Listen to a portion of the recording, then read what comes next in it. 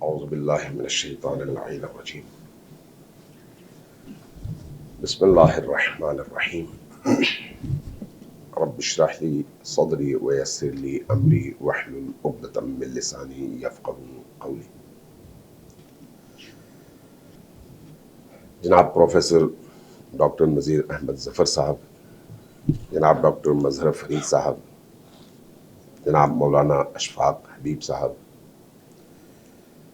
جناب مولانا عبداللہ سلیم صاحب، اور حال میں تشریف فرما تمام پروفیسر حضرات، ڈاکٹر صاحبان اور طلبہ اور طالبات،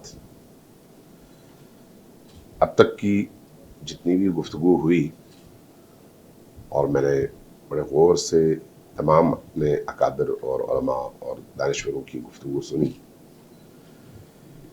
بڑی پرمغز اور اچھی گفتگو ہوئی۔ میں سب سے پہلے تو جناب ڈاکٹر پروفیسر نذیر احمد ظفر صاحب کا شکر گزار ہوں کہ وہ ہر سال ایک دینی حوالے سے، نظریاتی حوالے سے اور سیرت النبی کے حوالے سے ایک ایسے شاندار اور پرفیض پروگرام کا انعقاد فرماتے ہیں، اور اس دفعہ مجھے بھی یہ توفیق ملی کہ میں حاضر ہو سکوں۔ اور دوسرا جو اہم بات ہے وہ یہ ہے کہ ایک ایسے موضوع کا انتخاب کرتے ہیں جس کا تعلق نبی کریم صلی اللہ علیہ وآلہ وسلم کی سیرت سے ہو، اور آج جو گفتگو ہوئی وہ بھی اس حوالے سے، چونکہ معیشت محور اور مرکز تھا موضوع کا، تو اس وقت بڑی اچھی گفتگو ہوئی۔ لیکن میں جو محسوس کر رہا تھا وہ یہ ہے کہ حال میں بیٹھے لوگ، نوجوان خصوصاً، کافی زیادہ میرا خیال ہے تھک گئے ہیں۔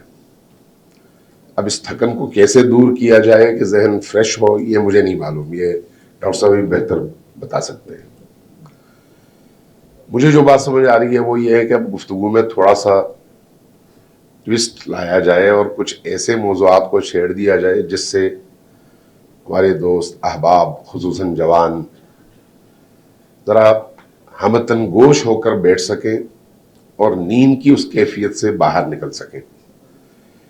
ایک دفعہ ذرا اپنے دلوں کو نبی کریم صلی اللہ علیہ وآلہ وسلم کے ذکر اور درود شریف سے منور کر کے جاگے ہونے کا ثبوت دیجیے اور درود شریف کا ورد فرمائیے۔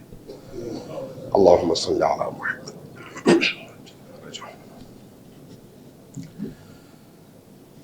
معیشت کا جہاں تک تعلق ہے، اس میں کوئی شک نہیں کہ ہمیں نبی کریم کی سیرت ہی سے معیشت کو سمجھنا بھی چاہیے اور لینا بھی چاہیے۔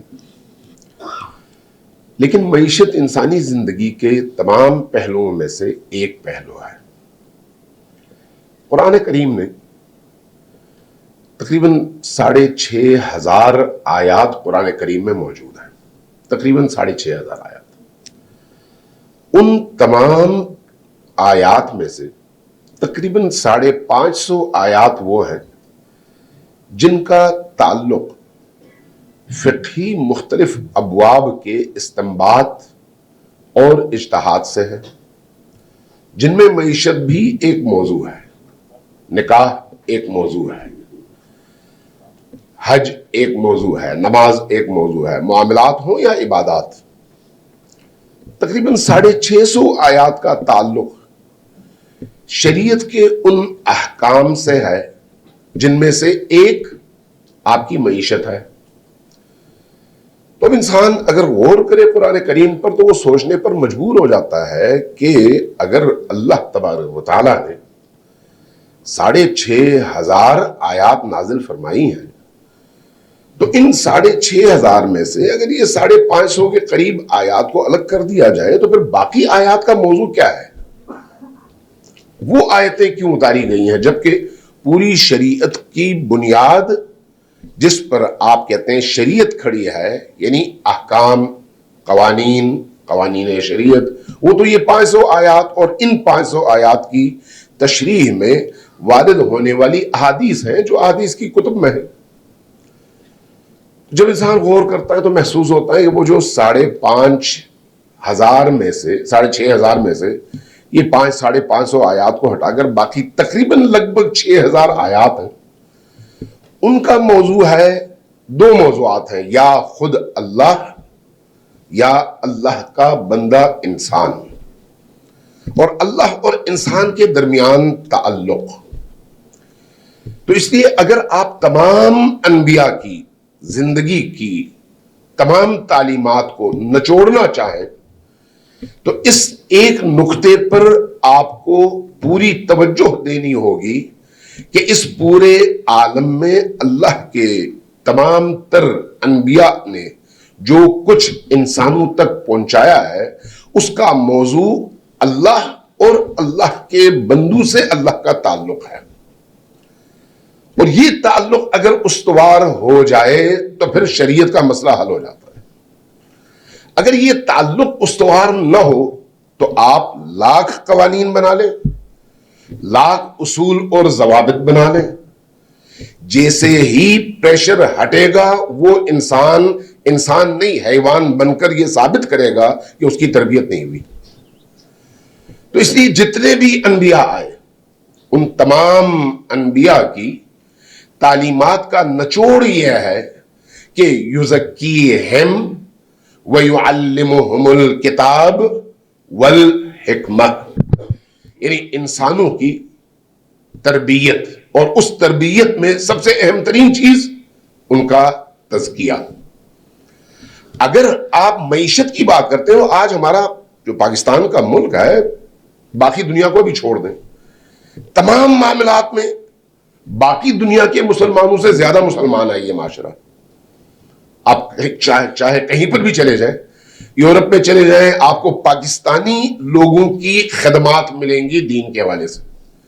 عرب ممالک میں بھی آپ کو نظر آئیں گی، افریقہ میں بھی آپ کو نظر آئیں گی. کوئی ایشو ہو دین کے معاملے میں پاکستانی یا اس خطے کے لوگ سب سے زیادہ پیش نظر آئیں گے، چونکہ دین کی جڑیں بڑی مضبوط ہیں. لیکن سود کے معاملے میں بھی سب سے آگے نظر آئیں گے. اور سود کے والے سے ابھی ایک حدیث مولانا نے پڑھی ہے، احادیث بے شمار ہیں، اسی ایک حدیث سے آپ اندازہ لگا لیں کہ وہ معاشرہ جو دین کے امور کے حوالے سے باقی تمام دنیا کی نسبت سب سے آگے نظر آتا ہے، وہ برائیوں میں بھی سب سے آگے ہے، کسی سے پیچھے نہیں ہے. وجہ کیا ہے؟ ادھر سے دینی جذبات اتنے زیادہ اور ادھر سے دین سے جنگ میں بھی سب سے آگے وہی قوم، یعنی کوئی اور قوم نہیں آئے.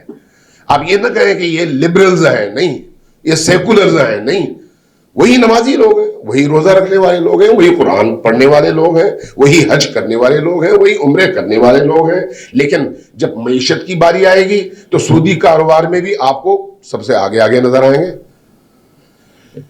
بنیادی طور پر جو مسئلہ ہے وہ ہے انسان کی تربیت کا. اگر تربیت ہو تو شریعت کی ضرورت بعد میں پڑے گی اس تربیت کے اصولوں کو پامال کرنے کے نتیجے میں. جب تربیت ہو جائے تو تربیت کے نتیجے میں پھر قوانین کی ضرورت پیش نہیں آتی. کوئی اگر اس قانون کو توڑتا ہے اور پامال کرتا ہے تو تب شریعت کے احکام اس پر لاگو ہوتے ہیں، ورنہ اخلاقیات کی بنیاد پر معاشرہ چلتا ہے. لیکن اگر تربیت نہ ہو تو پھر قوانین کی ضرورت ہوتی ہے، اور جب قوانین آپ بناتے ہیں تو ان قوانین کی سختی کی وجہ سے ہو سکتا ہے آپ معاشرے کو ایک ڈگر پر رکھ سکیں، لیکن جہاں ان کو کوئی کمزور پہلو نظر آئے گا وہاں سے فوراً نکل پڑیں گے اور دوبارہ ان احکام کو قدموں تلے رون دیں گے. یہ انسانی مزاج ہے. اس لیے تمام انبیاء انسانوں کو انسان بنانے کے لیے آئے تھے، انسانوں کو انسان بنانے کے لیے.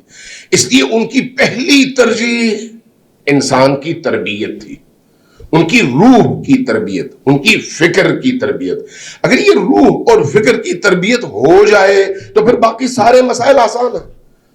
اس لیے آپ ذرا غور کریں، قرآن کریم میں جس موضوع پر جتنی زیادہ آیتیں نازل ہوئی ہیں تو اس موضوع کو آپ اگر تھوڑا سا غور کریں گے تو اس نتیجے پر پہنچیں گے کہ اللہ تبارک و تعالیٰ کو یہ موضوع چونکہ سب سے زیادہ اہم لگا اس لیے اس پر سب سے زیادہ آیتیں نازل ہوئیں. قرآن کریم کے اسلوب پر اگر آپ غور کریں یہ چیزیں بڑی واضح ہیں، لیکن ہم من حیث معاشرہ بعض چیزوں پر اپنی طرف سے بہت زیادہ زور لگاتے ہیں، اور جو اللہ نے جن موضوعات کو انتہا درجے کی اہمیت دی ان پر ہماری توجہ اس طرح سے نہیں ہوتی۔ تربیت ہی کے نتیجے میں ہم اپنے معاشرے کے ہر فرد کو اللہ سے جوڑ سکتے ہیں، اور معاشرہ اگر اللہ سے جڑ جائے تو پھر خود بخود یہ سارے معاشی مسائل حل ہو جاتے ہیں۔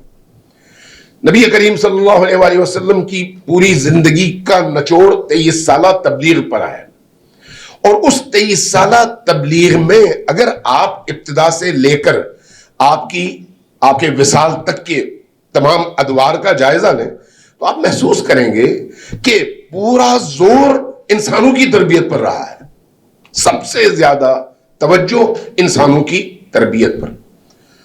ہم اس وقت سیرت النبی پر بات کر رہے ہیں، ہم نے خود نبی کریم کی زندگی کو اپنے لیے کس حد تک قابل عمل بنایا ہے اور کس حد تک ہم نے نبی کریم کو پہچانا ہے۔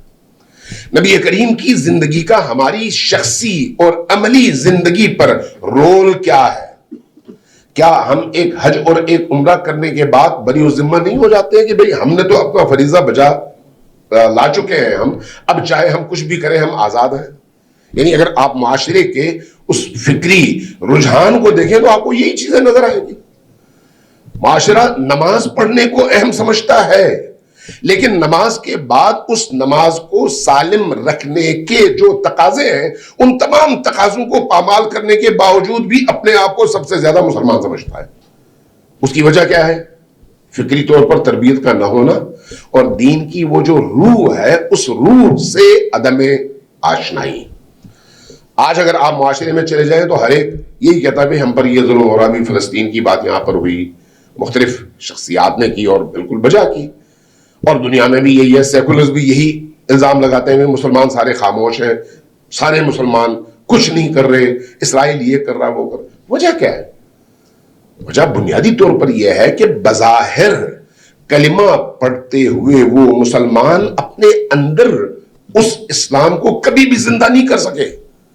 جب اندر اسلام نہ ہو تو لباس اور صرف زبان کی نوک پر لا الہ الا اللہ سے کیا ہمارا بیہیویئر چینج ہوگا؟ اور کیا دشمن سے لڑائی کے لیے معیشت کا مضبوط ہونا ضروری ہے؟ کس نے کہا؟ کس نے کہا؟ کیا جنگ بدر میں مسلمانوں کی معیشت مضبوط تھی؟ کیا باقی جنگوں میں مسلمانوں کی معیشت نے ان کو غلبہ عطا کیا دشمنوں پر؟ نہیں۔ کون سی چیز تھی؟ ایمان۔ آپ اگر احد اور بدر میں ایک دوسرے کے پیچھے ہی جنگیں ہیں، اگر کامیابی اور شکست کے اسباب دیکھیں تو وہی ایمان اور اللہ کے رسول کے فرمان پر عمل میں جو پورا عمل کیا گیا یا جہاں پر کوئی کوتاہی ہوئی اس کے اثرات آپ دیکھتے ہیں۔ دونوں جنگوں میں نتائج میں آپ کو آسمان زمین کا فرق نظر آتا ہے۔ جو معاشرہ جتنا نبی کے قریب تر ہوگا، نبی کے فرمان کو جتنا اپنے آپ پر وہ لاگو کرے گا، نبی کو اپنے اندر زندہ کرے گا، زندہ رکھے گا، یعنی نبی کے فرمان کو، نبی کی تعلیمات کو، نبی کی سنت کو، نبی کی اس روش حیات کو، تو اتنا ہی وہ معاشرہ نبی کے قریب تر ہوگا اور وہ تمام قدریں اس کو حاصل ہو جائیں گی۔ آپ اگر تاریخ اسلام میں دیکھ لیں، جتنا آپ نبوی دور کے قریب تر چلے جاتے ہیں آپ کو وہاں پر ایمان کی طاقت بھی اور غلبے کی طاقت بھی آپ کو نظر آتی ہے۔ جتنا دور تر چلے جاتے ہیں اتنا زیادہ ذلت اور پسپائی آپ کو اس اسلامی اور مسلمان معاشرے پر غلبہ پاتی ہوئی آپ کو نظر آتی ہے وہ کیفیت۔ وجہ نبی کریم سے جڑنا یا کٹنا، اور جڑنے کا مطلب نام لینا نہیں بلکہ ان کی تعلیمات کے مطابق خود کو ڈھالنا ہے، اپنے آپ کو اس تعلیم کے اندر زندگی گزارنے کا عادی بنانا۔ اگر ہم فکری طور پر مسلمان ہو سکیں، معنوی اور روحی طور پر مسلمان ہو سکیں تو ہماری معیشت کا مسئلہ بھی حل ہے اور ہمارے دفاع کا مسئلہ بھی حل ہے۔ لیکن اگر یہ چیزیں نہ ہوں اور آپ کی معیشت بہت زیادہ مضبوط ہو جائے, دنیا کی پہلی معاشی طاقتوں میں آپ آ جائیں, یہ چیزیں نہ ہو اور آپ کے پاس دنیا کا سب سے بڑا اسلحے کا ڈپو آپ کے پاس ہو, لیکن آپ پھر بھی کبھی بھی عزت سے زندگی نہیں گزار سکیں گے جس طرح سے آج آپ کے ارد گرد کے عرب ممالک کی صورتحال آپ کے سامنے ہے. ان کے پاس پیسہ کم نہیں ہے, ان کے پاس اسلحہ کم نہیں ہے, لیکن ایک گولی اسرائیل کی طرف چلاتے ہوئے ان کی ٹانگیں کانپتی ہیں, اور نہ صرف ٹانگیں کانپتی ہیں بلکہ وہ اس وقت اسرائیل کو پروٹیکٹ کر رہے ہیں ان بیچارے مظلوم فلسطینیوں کے مقابلے میں. تو اس کا مطلب ہے معیشت اہم نہیں ہے, ایمان اہم ہے. اسلحہ اور دفاعی طاقت اہم نہیں ہے, ایمان اہم ہے. اگر ایمان آ جائے تو پھر معیشت مضبوط ہوگی, اس کا نتیجہ ہے یہ. اگر ایمان آ جائے تو پھر آپ صرف معیشت کے اعتبار سے نہیں, ہر حوالے سے مضبوط ہوں گے. جب آپ ہر حوالے سے مضبوط ہوں گے تو اس میں سے ایک حوالہ آپ کی معیشت بھی ہے, ایک حوالہ آپ کا اقتصاد بھی ہے. اب ذرا جو گفتگو اب تک ہوئی ہے اسی کو سامنے رکھتے ہوئے چند ایک میں نکات عرض کرنا چاہوں گا آپ کی خدمت میں. ہم قرآن کریم پر ذرا غور کرتے ہیں تو اللہ تبارک و تعالیٰ نے لَقَدْ كَانَ لَكُمْ فِي رَسُولِ اللَّهِ أُسْوَةٌ حَسَنَةٌ کہہ کر نبی کریم کی ذات کو ہمارے لیے کامل ترین نمونہ قرار دیا ہے. یہ جو کامل ترین نمونہ ہے, اس کامل ترین نمونے کو ہم اپنی زندگیوں میں کیسے اپلائی کریں, کیسے اس کو نافذ کریں, یہ ہے سب سے بڑا سوال. اذ بعث فیہم رسولا منہم یتلو علیہم آیاتہ ویزکیہم ویعلمہم الکتاب والحکمہ. جب ہم ان آیات کو پڑھتے ہیں تو یہ آیتیں ہمیں کیا بتاتی ہیں کہ اللہ کا رسول جب تشریف لاتے ہیں تو وہ سب سے پہلے انسانوں کی تربیت میں تزکیے کے عمل کو سب سے زیادہ فاسٹ کرتے ہیں, اور اس تزکیے کے نتیجے میں اندر کی تمام تر نجاستوں کو نکال کر انسان کو اندر سے پاک کر دیتے ہیں. یہ جو اندر سے پاکیزگی ہے, اس پاکیزگی کے نتیجے میں پھر انسان بھوکا رہتے ہوئے بھی فخر محسوس کرتا ہے. لیکن اگر اندر وہ پاکیزگی نہ ہو تو آج آپ بڑے بڑے بلینرز کی صورتحال دیکھ لیں, چاہے پاکستان میں چاہے باہر, زندگی کے آخری ایام میں خودکشی کرنے پر مجبور ہو جاتے ہیں چونکہ اندر پاکیزگی نہیں ہے. انبیاء کا کام اندر سے پاکیزہ کرنا ہے. یزکیہم, یزکیہم یہ زکا یزکی, یہ جو زکا ہے زے کاف یہ کسی چیز کو پاک کرنے کے معنی میں ہے. جب آپ بکرا ذبح کرتے ہیں قربانی کے ایام میں تو اس قربانی شدہ بکرے کو عربی میں مزکا کہا جاتا ہے, پاک شدہ. آپ کیا کرتے ہیں, اس میں اس کے گلے پہ چھری پھیرتے ہیں اور اس کے اندر کا نجس خون باہر نکال دیتے ہیں رگیں کاٹنے کے بعد. اس اذیت سے وہ جانور گزرتا ہے لیکن پاک ہو جاتا ہے. لیکن اگر یہ کام آپ نہ کریں, اس کی ایک ٹانگ آپ کاٹ دیں, وہ زندہ رہے تو وہ ٹانگ کھانے کے قابل نہیں ہے. کیوں؟ اس لیے کہ وہ حرام ہے.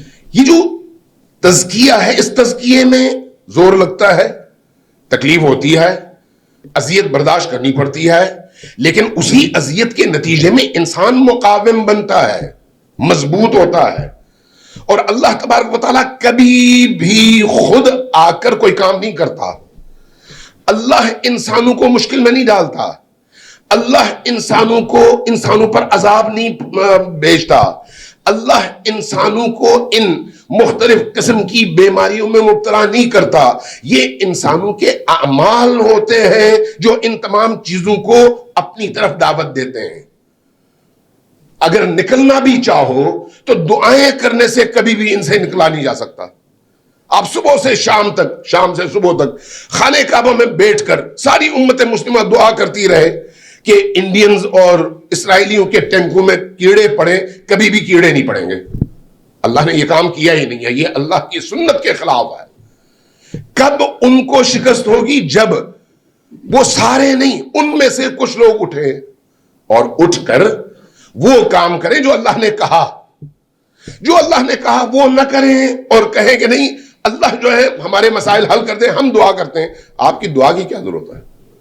آپ کے دعا کرنے اور نہ کرنے سے کیا فرق پڑتا ہے؟ اللہ کی جو سنتیں ہیں ان سنتوں کو سمجھنے کی ضرورت ہے. اللہ نے خود قرآن کریم میں واضح کر دیا ہے کہ ان اللہ لا یغیر ما بقوم حتی یغیروا ما بانفسہم. اللہ کسی کی تقدیر نہیں بدلتا جب تک وہ خود اٹھے نہیں اپنی تقدیر بدلنے کے لیے. اگر اللہ نے ہی کرنا ہوتا تو کبھی ہم نے سوچا کہ اللہ نے یہ جو 8 ارب انسان آج کے دور میں زمین کے اوپر ہیں ان کو وہ کافر ہی پیدا نہ کرتا تو کیا مسئلہ تھا؟ کوئی ایک بھی مشرک نہ ہوتا کیا مسئلہ تھا؟ کچھ نہیں. اگر ویسا ہوتا تو پھر تو ساری دنیا اچھی ہوتی, اور اگر ایسا ہوتا تو پھر انسان کی تخلیق کا مقصد فوت ہو جاتا. انسان ملائکہ اور جانوروں سے اگر مختلف ہے تو اس کی وجہ یہی ہے کہ اس کے اندر دونوں ملکوتی اور ناسوتی, زمینی اور آسمانی دونوں صفات موجود ہیں, اور ان دونوں صفات کی جنگ میں جو انسان کامیابی سے نکلتا ہے وہ عبداللہ بنتا ہے, اللہ کا بندہ. اس لیے اللہ خود اجازت دیتا ہے جاؤ اس جنگ میں تمہیں عقل میں نے دی ہے, انا ہدیناہ السبیل اما شاکرا و اما کفورا. اب تمہاری مرضی ہے ادھر جاؤ یا ادھر جاؤ, ادھر جاؤ گے کامیاب, ادھر جاؤ گے ناکام. لہذا جو کچھ بھی اس وقت مسلمانوں کے مقدر میں آپ کو نظر آتا ہے, جو کچھ بھی اس وقت آپ کو پاکستان کی معیشت اور کلچر میں, تہذیب میں, تعلیم میں, باقی تمام شعبوں میں آپ کو ہر روز تنزل اور ہر روز گراوٹ نظر آتی ہے. ہر روز ہم پیچھے کی طرف ترقی کر رہے ہیں, آگے کی طرف نہیں. اس کی وجہ ہمارے اپنے اعمال, ہماری اپنی حرکات, ہمارے اپنے وہ کام جو ہمیں پیچھے لے کر جا رہے ہیں. تو یہاں سے نکلنے کا راستہ کیا ہے؟ وہی جو نبی کریم نے 1400 سال پہلے بتایا تھا. اللہ تبارک و تعالیٰ کی اس قدرت کو اور تخلیق کو سمجھنے کی ضرورت ہے. میں اس حوالے سے چند باتیں آپ سے عرض کرنا چاہوں گا, اگرچہ میں خواہش میری یہ ہے کہ میں زیادہ آپ کا ٹائم نہ دوں, لیکن کچھ باتیں ایسی ہیں جو اس چیز کو سمجھانے میں ہماری شاید مدد کرے. دیکھیے اللہ تبارک و تعالیٰ نے انسانوں کو پیدا کر کے چھوڑ نہیں دیا. اللہ اور انسان کے درمیان ایک براہ راست رابطہ ہے, اور وہ رابطہ ہر پل ہے, ہر پل, چاہے انسان متوجہ ہو یا نہ ہو. اللہ کو آپ جب بسم اللہ پڑھتے ہیں تو کیا کہتے ہیں؟ بسم اللہ الرحمن الرحیم. الرحمن اور الرحیم, یہ الرحمن اور الرحیم دونوں اللہ کی صفات کے نام ہیں. اللہ صاحب رحمت ہے, چونکہ صاحب رحمت ہے اس لیے اس کو آپ ایک جگہ الرحمن کہتے ہیں اور ایک جگہ الرحیم, لیکن اللہ اس کا ذاتی نام ہے, صفاتی نام نہیں ہے. اللہ تبارک و تعالیٰ اور بندوں کے درمیان جو رابطہ ہے ہر پل, اس رابطے میں نبی کریم کا ایک بہت بنیادی کردار ہے جس کی گواہی خود قرآن کریم نے دی ہے. اللہ رحمان ہے, اللہ رحیم ہے, یعنی اللہ صاحب رحمت ہے. وہ جو صاحب رحمت ہے اس نے نبی کریم کو رحمت کا پیکر اور مظہر بنا کر بھیجا ہے. وما ارسلناک الا رحمتا للعالمین. ادھر بھی ادھر بھی تمام عالموں میں رحمت کا مظہر کون ہے؟ نبی کریم کی ذات. اور اللہ کیا ہے؟ رحمان اور رحیم. اس گتھی کو ہم سلجھا سکیں تو ہماری زندگی میں نبی کریم سے جڑنے کے حوالے سے جو رکاوٹیں ہیں فکری طور پر وہ دور ہو جائیں گی, اور اگر وہ دور ہو جائیں تو خود بخود ہماری زندگی ڈگر پہ آ جائے گی اور درست راستے پر آ جائے گی. اس حوالے سے چند باتیں میں عرض کرنا چاہوں گا.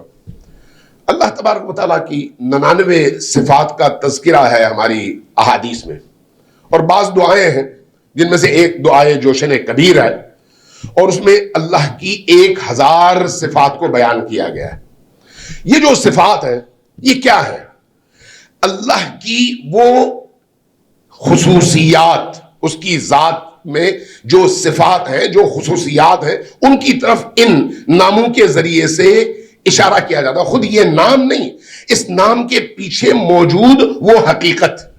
جب آپ کہتے ہیں یا بصیر, یعنی اس ہستی کو پکار رہے ہوتے ہیں جو سب سے زیادہ دیکھنے والی ہستی ہے.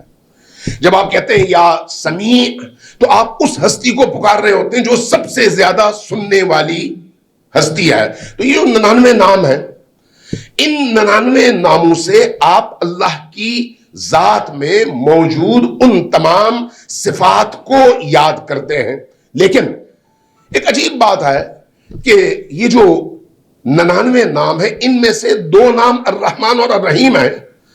ان کے علاوہ باقی نام جو ہیں ان کا آپ تذکرہ نہیں کرتے، لیکن ان 2 ناموں کا تذکرہ ہمیشہ کرتے ہیں. آپ جب بسم اللہ پڑھتے ہیں تو کہتے ہیں بسم اللہ الرحمن الرحیم.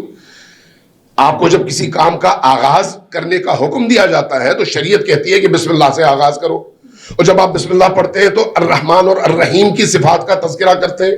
آپ وہاں پر نہیں کہتے بسم اللہ القاہر مثلا فرض کریں مقتدر، نہیں کہتے. بسم اللہ العلیم البصیر نہیں کہتے. بسم اللہ الستار المحیی نہیں کہتے. یعنی باقی صفات کا آپ تذکرہ نہیں کرتے. آپ تذکرہ کرتے ہیں بسم اللہ الرحمن الرحیم، ان 2 صفات کا. کیوں ان 2 صفات کا تذکرہ کرتے ہیں؟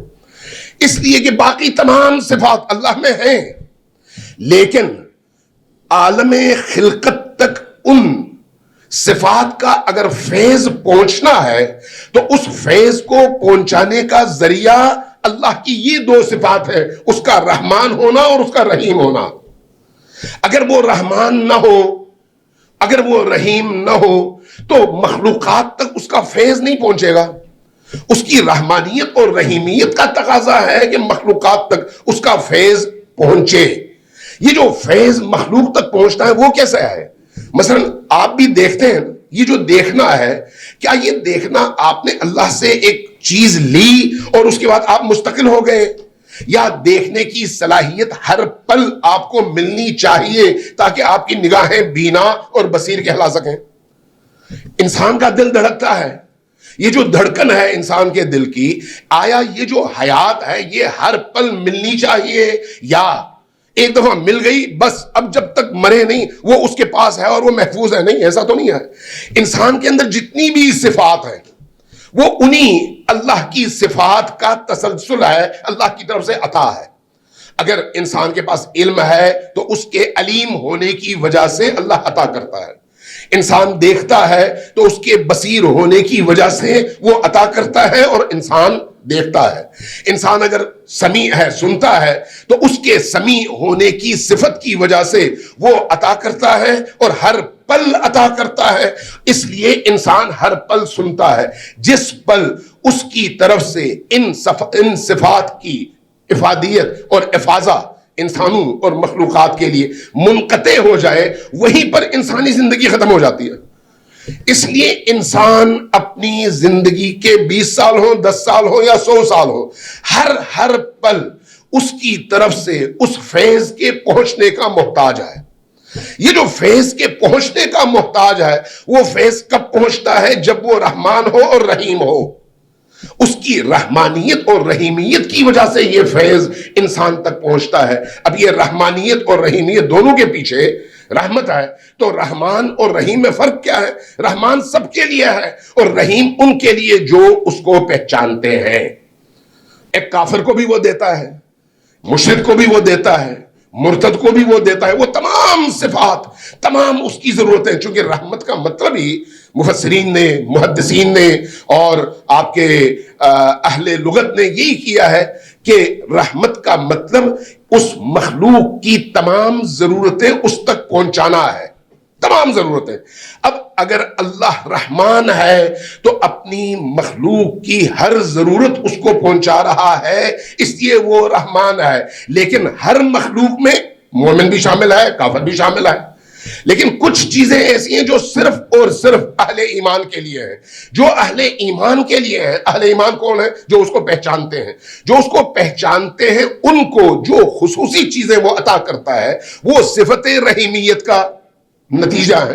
اس لیے آپ اس کو الرحمن الرحیم دونوں صفات سے یاد کرتے ہیں اور ان دونوں صفات کا حوالہ دیتے ہیں.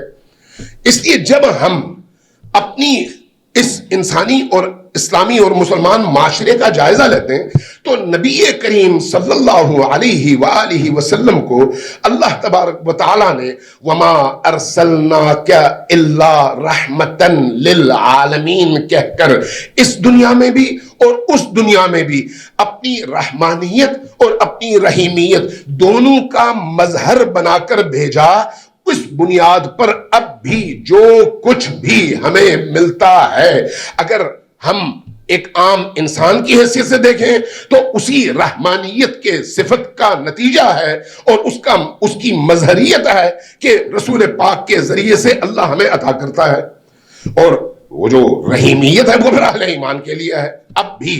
لہذا اب بھی جو کچھ ہمیں عطا ہو رہا ہے، چاہے نبی کریم کو ہم زندہ مانیں یا اس عالم میں مانیں جس کو آپ برزخ کہتے ہیں، چونکہ اس میں ظاہر ہے مختلف اقوال اور مختلف افکار ہیں، لیکن چاہے کچھ بھی ہو، اللہ نے قرآن کریم میں وما ارسلناک الا رحمتا للعالمین کہہ کر محدود کر دیا کہ نبی کریم کی ذات صرف اور صرف اور صرف رحمت ہے، اس دنیا میں بھی اس دنیا میں بھی، تمام عالموں میں، صرف انسانوں کے لیے نہیں، تمام مخلوقات کے لیے، تمام مخلوقات کے لیے۔ اب یہ جو اشرف المخلوقات ہے جس کو ہم انسان کہتے ہیں، اور ان اشرف المخلوقات میں وہ مسلمان جنہوں نے اس نبی کا کلمہ پڑھا ہے، اگر وہ معرفت کے ساتھ نبی سے جڑ جائے، علم اور آگہی کے ساتھ نبی سے جڑ جائے، اور نبی نے جو کچھ ہمارے سامنے رکھا ہے اس کو اپنے شعور کے ساتھ، عقیدے کے ساتھ، نظریے کی بنیاد پر عمل کے لیے اس معرفت کے ساتھ قبول کر لے تو اس کی زندگی کیسی زندگی ہوگی؟ اس کا ہر پل نبی کریم کی زندگی کا عکس بنے گا، اور نتیجتاً اس کی زندگی میں پھر وہی تراوت ہوگی جو نبی کریم کے پاکیزہ ترین اصحاب اور ان کے تربیت یافتہ ان لوگوں کی زندگی میں آپ کو نظر آتی ہے جنہوں نے نبی سے فیض پایا ہے۔ جتنا اس فیض سے ہم دور ہوتے چلے جائیں گے، ہم چاہے شرعی احکام کا جتنا بھی ڈنڈورا پیٹتے رہیں، وہ معنویت جب تک معاشرے میں زندہ نہ ہو اس وقت تک ہم معاشرے کی تقدیر نہ معاشی حوالے سے بدل پائیں گے اور نہ ہی کسی اور حوالے سے کوئی ارتقا ہم پیدا کرنے میں کامیاب ہوں گے۔ لہذا جو چیز اہم ہے وہ یہ ہے کہ ہم سب سے پہلے نبی کریم صلی اللہ علیہ وآلہ وسلم سے اپنے اس رشتے کو مضبوط کریں اور یہ سمجھیں کہ اس وقت ہماری آنکھوں میں اگر نور ہے تو یہ نور تسلسل سے ہم تک پہنچ رہا ہے، اور اس کا ذریعہ اللہ اور ہمارے درمیان خود نبی کی ذات ہے، نبی کریم کے ذریعے سے وما ارسلناک الا رحمتا للعالمین، اور رحمت یعنی ہر موجود اور مخلوق تک اس کی ضرورتوں کا پہنچنا، اور میں ہر پل اس ضرورت کا محتاج ہوں، ہر پل میرے دل کو دھڑکن کی ضرورت ہے، ہر پل میرے رگوں میں خون کو دوڑنے کی ضرورت ہے۔ جس پل میرا کوئی بھی حصہ بدن کا رک جائے تو وہ فیض آنا بند ہو گیا، جیسے ہی فیض آنا بند ہو گیا میرا خاتمہ ہو گیا۔ لہذا جب ہم اس تصور کے ساتھ نبی کے ساتھ اپنا رشتہ جوڑیں تو نبی کے دیے ہوئے ہر حکم کو ہم اپنی زندگی کی سب سے پہلی ترجیح بنا لیں گے۔ جس دن ہم نے اپنی زندگی کی سب سے پہلی ترجیح نبی کریم کے حکم کو بنا لیا، اس دن آپ دیکھیں ہماری زندگی کیسے تبدیل ہوتی ہے۔ اصل مشکل یہ ہے کہ ہم نے اپنی زندگیوں میں پک اینڈ چوز کیا ہے کہ کہاں ہماری مادی زندگی بہتر گزر سکتی ہے اور کہاں ہم اپنے دل کو تسلی زیادہ دے سکتے ہیں۔ اس لیے ہر سال عمرے پر بھی جاتے ہیں، ہر سال حج پر بھی جاتے ہیں، ہر سال زکوٰۃ بھی دیتے ہیں، ہر سال قربانیاں بھی کرتے ہیں، لیکن ادھر سے جو اللہ سے جنگ والے امور ہیں ان میں بھی ہم پیش ہوتے ہیں، دھوکے اور فراڈ میں بھی ہم پیش ہوتے ہیں، اور کرپشن میں بھی ہم پیش ہوتے ہیں۔ اس لیے یہ جو ہمارا نظام ہے اس وقت پاکستان کے اندر، اس نظام میں جب تک یہ بنیادی تبدیلی نہ آئے اس وقت تک کسی ایسے نظام سے آپ کو خیر کی اور ترقی کی توقع نہیں ہونی چاہیے۔ اگر ہم نے منہج سے مسلمان ترقی کرنا ہے تو رستہ ایک ہی ہے، اور وہ رستہ نبی کریم صلی اللہ علیہ وآلہ وسلم نے ہمارے سامنے رکھ دیا ہے۔ والسلام علیکم ورحمۃ اللہ وبرکاتہ.